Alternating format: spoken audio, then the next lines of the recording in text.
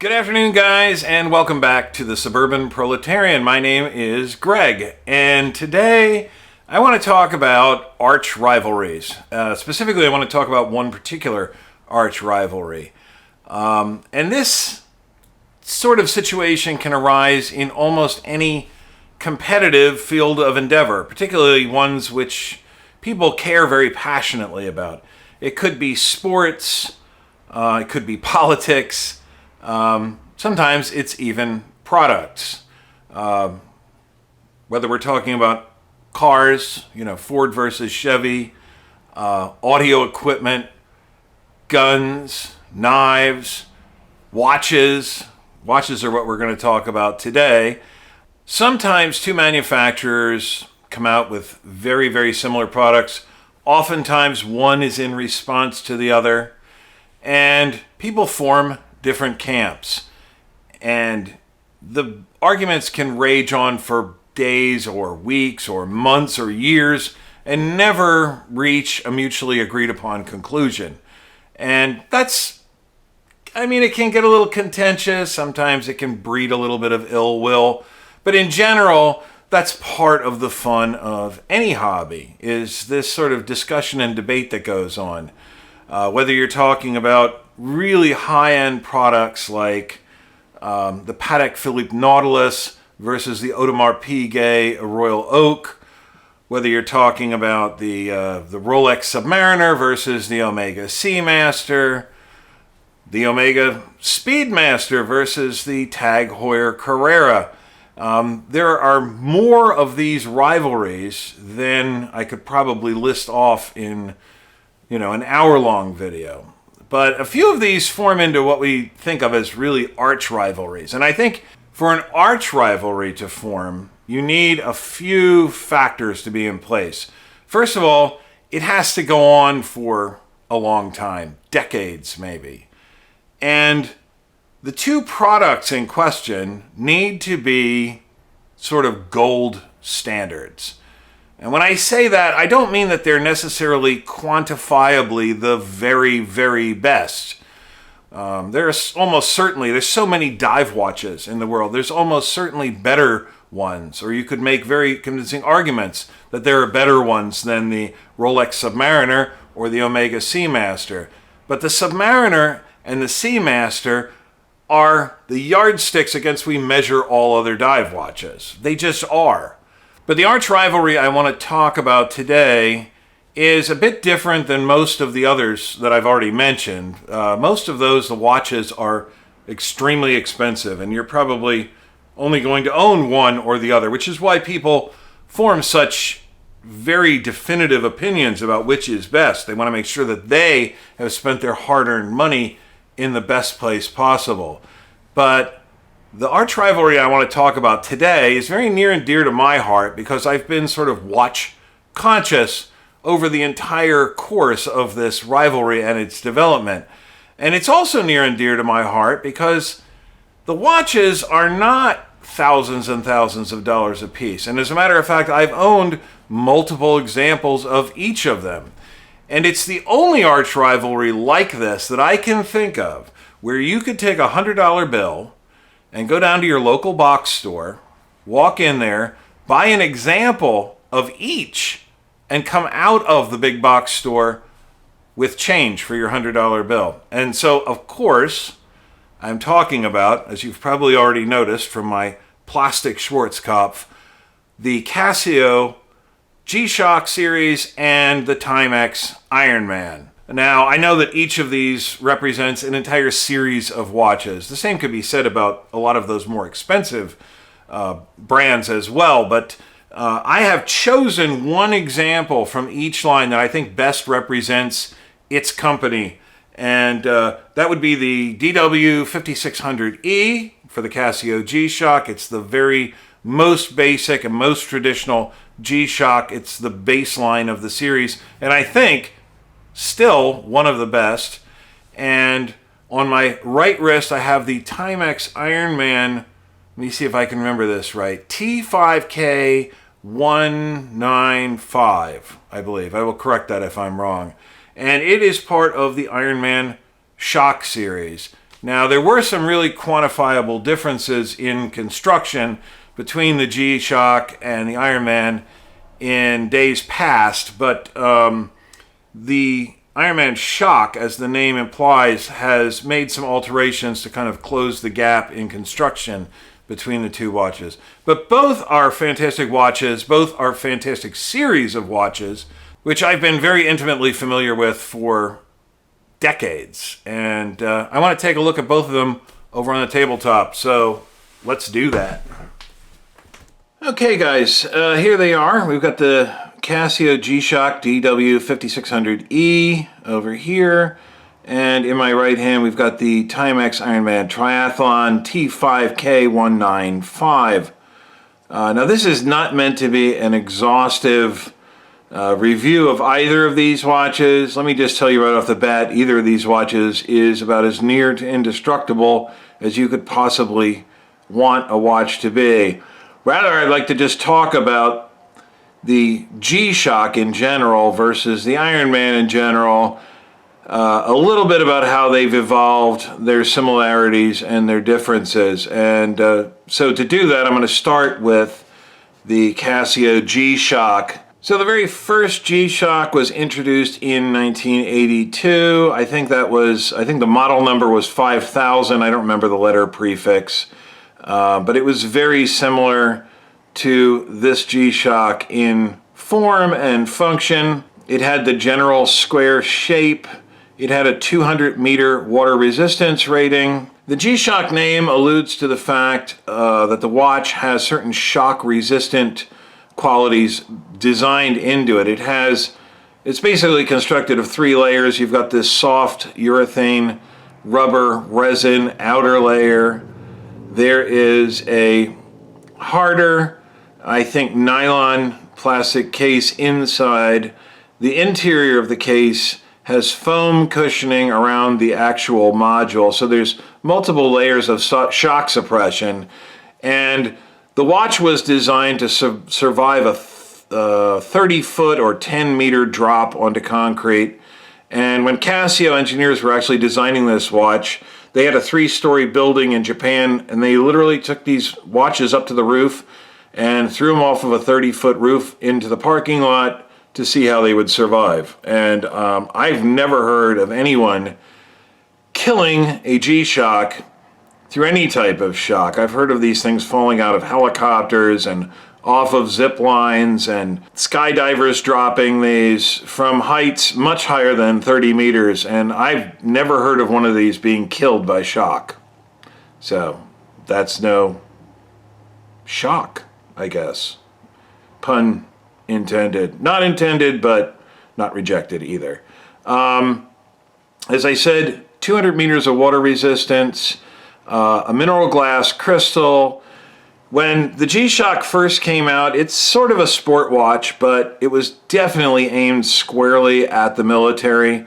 I was in the military in the 1980s, and these things were incredibly popular, with everyone from buck privates who spent most of their time sweeping out barracks to, special forces, black ops type guys. Everyone was wearing the G-Shock, and although it was more expensive than today, but it was still fairly affordable. It was less than $100, but it performed so well, and it was so unimpeachable in its ruggedness and its toughness that almost anyone would wear one of these things in the field with no shame whatsoever. And the DW5600E today pretty much is very, very similar. As I said, the module has changed a little bit. You've got your home screen, you've got a single alarm, you've got a countdown timer. This was an addition that was made sometime in the 1990s, I believe. That was not included in the original module. And of course, a chronograph or a stopwatch. And this is a very basic stopwatch. It's got start, stop, reset, lap buttons, but it only stores 1 lap. So if you're recording laps, you've got to record each one manually and then go back. It has no lap memory, and it goes back to the home screen. So there's no dual time zones. There's no multiple laps. There aren't multiple alarms. It's very, very basic in operation, but very, very rugged. For the price, it's of the utmost quality. The original Casio G-Shock had a stainless steel case covered by this urethane rubber with a screw-down oyster-type case back. That was updated in the 1990s to I think a nylon, again, case with a screw-on plate back, but that did not affect the functioning of the watch at all. And it did bring the price down a little bit. It's been accused of having been a sort of a manufacturing shortcut to cheapen the watch, but it didn't affect the performance of the watch at all, and it did reduce weight significantly. So some people don't like the fact that major change was made, but I think most people see it as a benefit.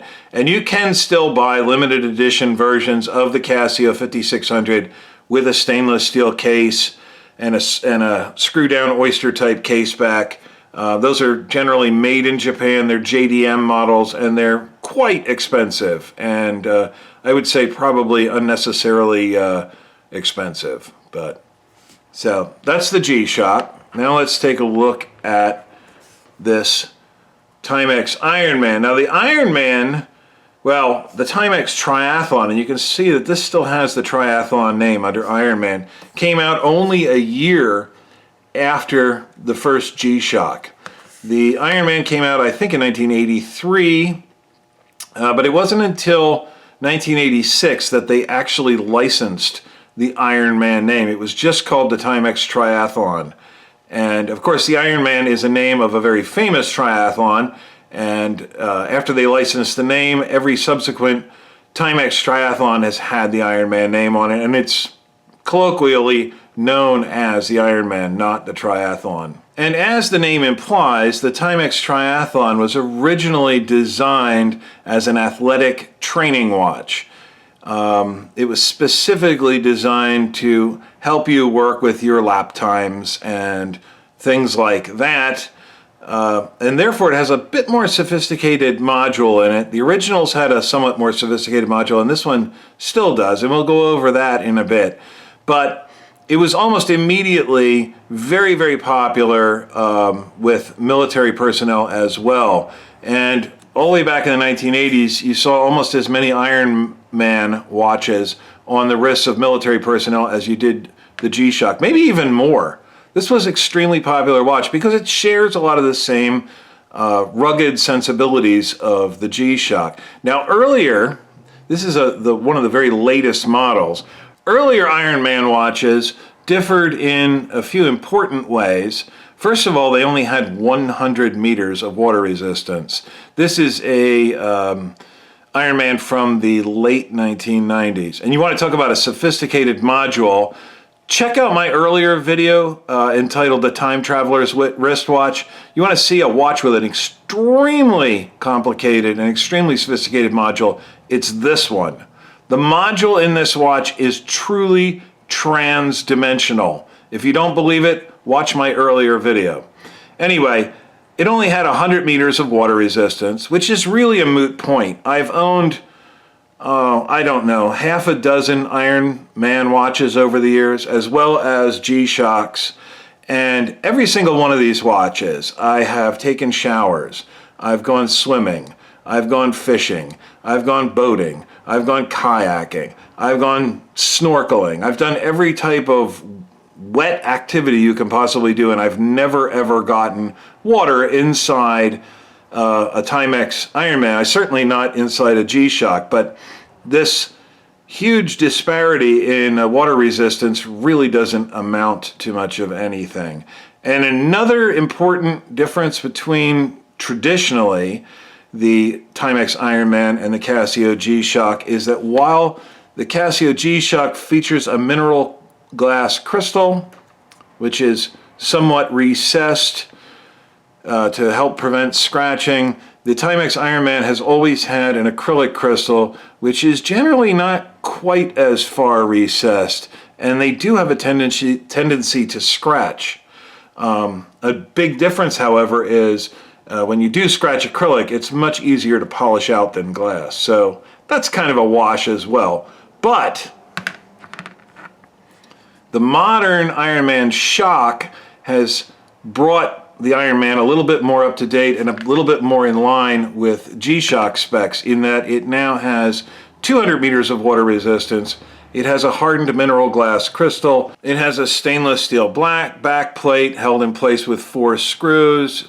Construction is very similar, design is very similar, and there's very little to choose from now from a construction standpoint between the Ironman and the G-Shock. The Ironman's always been good, but now it's just a little bit better.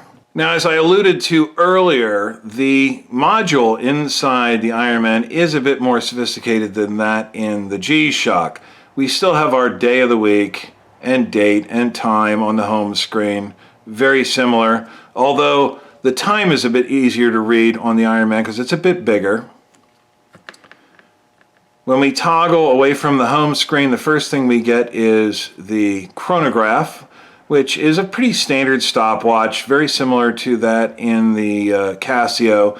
The big difference being that this one can store up to 30 lap times, which can be recalled later, which is kind of a concession to its athletic training DNA. So we go away from chrono to a countdown timer. I think there are multiple countdown timers. I see that this one's numbered 1. There are also alarms, and I think there's actually only 1 alarm in this watch, which is a very small number for a Timex unit. But anyway, the module is a bit more sophisticated.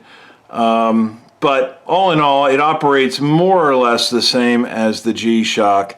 If you need to be able to remember 30 lap times, you may want to err on the side of the Ironman. If you can make do with 1 single lap time, the G-Shock should do just fine. Now let's take a look at Lume. Now I haven't gotten it super dark in here, but it should be dark enough to see the Lume pretty well. The G-Shock uses an electroluminescence screen that basically lights up the entire screen, and the time is dark against a much lighter screen. And this is actually bright enough you can use it as a sort of rudimentary flashlight in the dark, particularly if you're in a very dark environment and your eyes are adjusted to the dark. The Timex uses the Indiglo system, which is also electroluminescent. As a matter of fact, Timex was the first one to use electroluminescence, but instead of having a background which lights up with dark numerals, the numerals are somehow illuminated using the Indiglo system. So that's pretty cool. I'll see if I can do them simultaneously so that you can compare. The Casio is quite a bit brighter, but the Timex is a little bit more legible. I think I actually prefer the luminescence in the Timex, but they're both pretty close to one another. All in all, both the G-Shock and the Timex Ironman are just great watches. They've always been great watches. There are some substantive differences, but honestly, for less than $50 for either of these watches at your local big box store, I don't see how you could go too far wrong. I mean, if you're not really a watch person and you're just looking for something that's going to be virtually indestructible and will allow you to keep track of the time, whether you're deploying to Iraq or Afghanistan or Syria, or you're going on some adventure in the Amazon, or you're going to the summit of Mount Everest, or you're going to spend 6 months at an Antarctic research station or an offshore oil rig, whatever. If you need an indestructible watch, you can't really go wrong with either of these. They've been around for over 30 years, not these specific models, but the watches in general. There have been numerous periods in my life where either a Casio G-Shock or a Timex Ironman was the only watch that I owned, and I never felt ill-equipped to face what I needed to do based on the wristwatch I owned. So buy either one and you'll be very happy. If you want to be even happier, buy both. Let's go wrap this up. Quick aside before we go do our wrap up.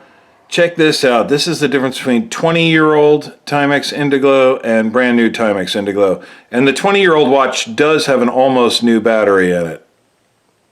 But it's a pretty big difference. The new watch is much brighter.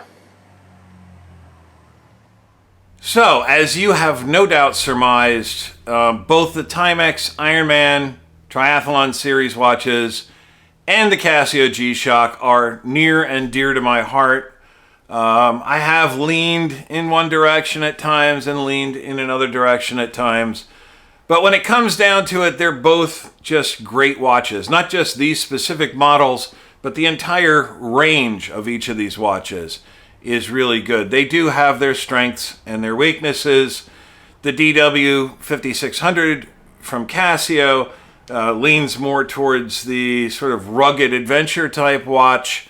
The Casio Ironman Triathlon still leans a bit more towards being an athletic training watch, but both of them are extremely rugged. I mean, there were no surprises here. This wasn't really a review.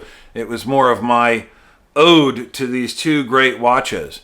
And the really, really amazing thing is you can purchase either of these for less than $50, and you can probably do it locally. So I really don't see how you could go wrong with either of these watches, whatever your requirements are. I mean, obviously, neither of them qualifies as a dress watch. Although Bill Clinton wore a Timex Ironman with his suit as President of the United States. So I guess if he could pull it off, maybe you can do the same. Anyway, I hope you enjoyed this video. If you did, please go ahead and click the like button down below. If you hated it, click the dislike button. I'm not going to keep going through my e-begging every single time, but like, subscribe, share my videos. That's the best way you can support me and help keep me on the air here. And if you're already a subscriber, go ahead and click the little bell icon down below. That will allow YouTube to send you notifications when I post new content to the channel. And when I do that, I hope to see each of you here at that time. Later, guys.